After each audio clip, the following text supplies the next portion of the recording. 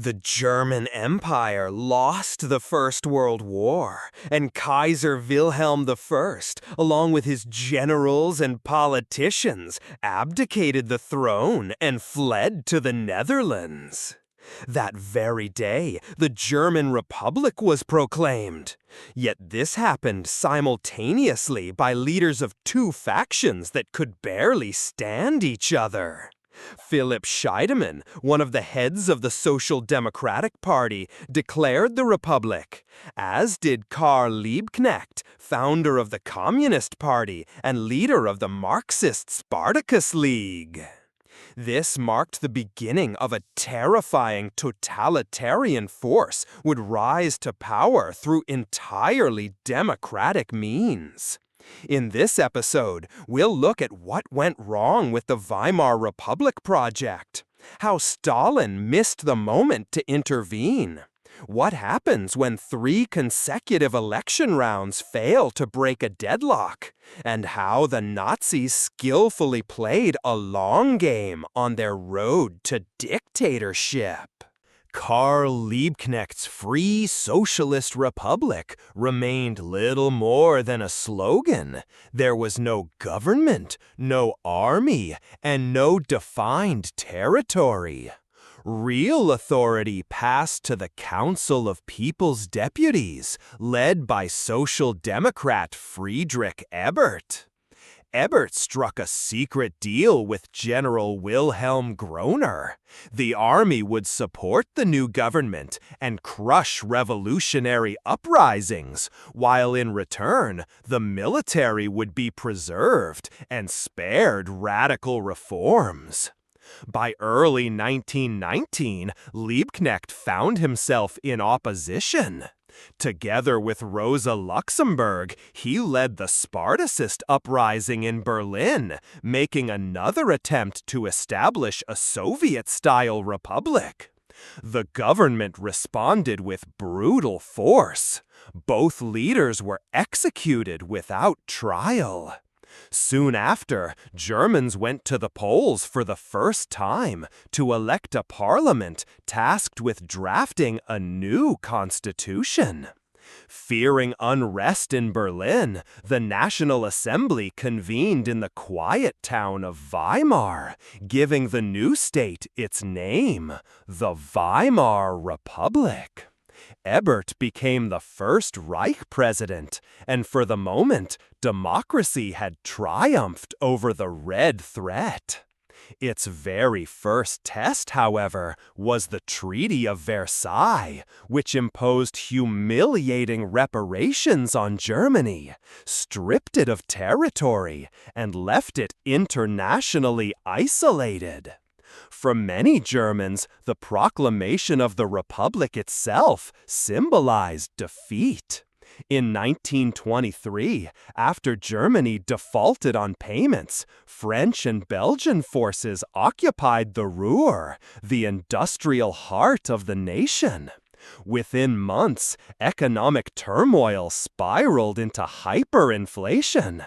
The largest banknote printed was 100 trillion marks, while a single US dollar traded for 4 trillion marks. Banknotes became playthings for children and even wallpaper. Prices rose by the day. This collapse of currency value wasn't unique in history, but for Germans, the erosion of wages and the humiliation after the war fueled a hunger for radical politics. By 1921, a young First World War veteran, Adolf Hitler, had taken the helm of the National Socialist German Workers' Party, an ultra-nationalist movement blending anti-communism, anti-Semitism, pan-Germanism, and calls for revenge. The party promised to scrap the Versailles Treaty, reclaim lost lands, and restore the nation's greatness. Inspired by Benito Mussolini's March on Rome, Hitler and General Erich Ludendorff staged the Beer Hall Putsch. Stormtroopers of the NSDAP surrounded the Burger Bräukeller beer hall in Munich, where State Commissioner Gustav von Kahr was speaking. Hitler burst in, fired a shot into the ceiling, and shouted, "The National Revolution has begun! 600 of our men surround this hall. No one leaves!" After this dramatic opening, roughly 2,000 Nazis marched through the center of Munich. But at the monumental Feldherrnhalle, police blocked their way. In the ensuing gunfire, 16 Nazis and 4 police officers were killed. The putsch had failed. General Ludendorff, a celebrated hero of the First World War, was acquitted, while Hitler was sentenced to 5 years for treason. Yet he used the trial as a platform to spread his message. To resolve the crisis caused by the Ruhr occupation and the burden of reparations, the Allied powers adopted the Dawes Plan. It rescheduled Germany's payments and provided about $200 million in American loans to stabilize the currency and the economy. Allied troops withdrew from the Ruhr, industry revived, and hyperinflation was brought under control. Daily life improved noticeably. The year 1925 also marked a turning point in German politics. President Ebert died, and the office of Reichspräsident passed to General Paul von Hindenburg, the wartime commander of Germany's army. Though he personified the old Second Reich, Hindenburg accepted the Republic and operated within its rules.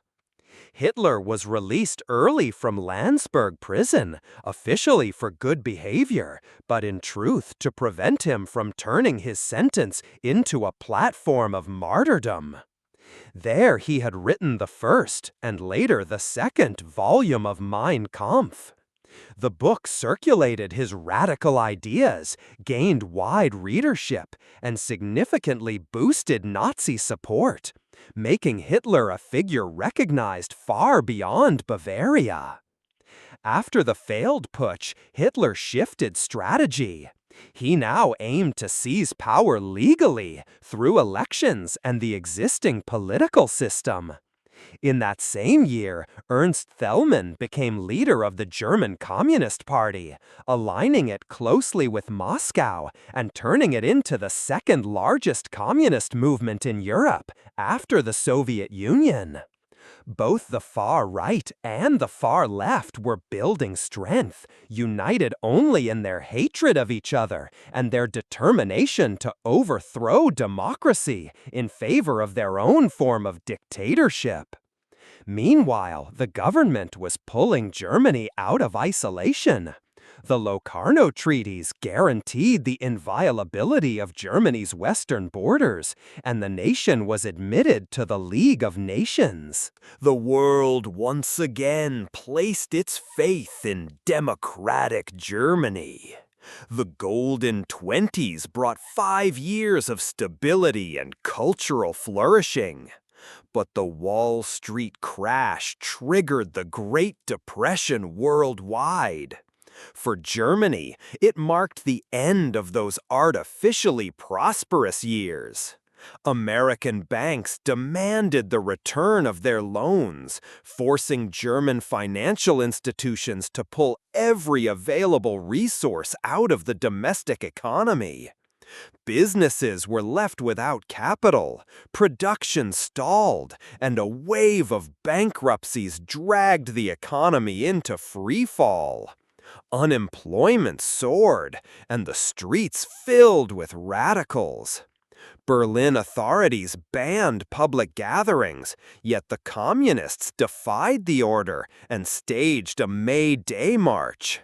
Police broke up the demonstration by force. Clashes raged for 3 days, leaving more than 30 dead and about 200 wounded. The violence shocked German society and raised doubts about whether democracy could cope. The crisis deepened. By 1930, unemployment had risen to 4 million, roughly 15% of the workforce. Then came new elections. The NSDAP promised jobs, economic revival, and an end to the humiliation of the Versailles Treaty. The Nazis made a stunning breakthrough, winning 107 out of 577 Reichstag seats, while the Communists secured 77. Advocates of dictatorship now wielded serious influence, and the political system began to erode from within. The German Communist Party, following Moscow's so-called social fascism theory, branded social democrats as capitalist stooges, even more dangerous than open fascists, and refused to unite against the Nazis. By 1932, the economic collapse had reached its peak, with unemployment at 30%. In the presidential election, the 84-year-old Paul von Hindenburg was re-elected. But it was clear the nation longed for a strong hand, something the aging statesman could not provide. Parliamentary elections that year brought a Nazi triumph. They captured 37% of the vote and became the largest Reichstag faction, with Hermann Göring chosen as presiding officer. The Communists also grew stronger. Together, the far right and far left now held over half the seats, making coalition governments nearly impossible. Fresh elections were called. The Nazis remained the largest party, but lost 34 seats, while the Communists gained slightly. The Social Democrats retained steady support, but the Reichstag was more deadlocked than ever. Chancellor Franz von Papen was dismissed, yet unwilling to relinquish influence, he persuaded Hindenburg to appoint Adolf Hitler as chancellor, while he himself would serve as vice-chancellor, believing he could control the Nazi leader. On January 30th, 1933, Hindenburg signed the appointment. Military circles, the old imperial aristocracy, major industrialists, and business elites welcomed this compromise, convinced they could manage Hitler like a puppet. They were gravely mistaken. With no workable coalition, Hitler urged Hindenburg to dissolve the Reichstag once again, triggering a third election within a year. But before ballots were cast, a pivotal event shook the nation: the burning of the Reichstag building in Berlin. The fire consumed much of the Reichstag building. Dutch communist Marinus van der Lubbe was arrested, confessed to the crime, and was executed, though the truth remains uncertain. Many historians reasonably suspect the blaze was part of a Nazi conspiracy. Fear of the Red Threat made the public ready to accept whatever explanation the authorities offered. Hitler seized the moment, persuading President Hindenburg to sign the Reichstag fire decree, which suspended civil liberties and opened the door to mass repression. Within days, around 4,000 communists were arrested. This decree marked the first legal step of the Nazi dictatorship, and a sweeping anti-communist campaign followed. German Communist Party leader Ernst Thälmann, who had dared call for armed resistance to Hitler's government, was imprisoned. The Soviet Union condemned German actions, but offered no real help, as Stalin was focused on collectivization and industrialization. Deprived of its charismatic leader and abandoned by Moscow, the KPD never recovered. The Nazis now rallied major business interests and state resources behind their election effort, promising to end the economic crisis. The NSDAP won 44% of the vote, the Social Democrats only 18%, and the Communists 12%. But the latter were barred from the Reichstag, many arrested or driven into exile. The Nazis quickly pushed through the law to remedy the distress of people and Reich, effectively granting the Chancellor unilateral authority. This was the final stone laid in the edifice of dictatorship.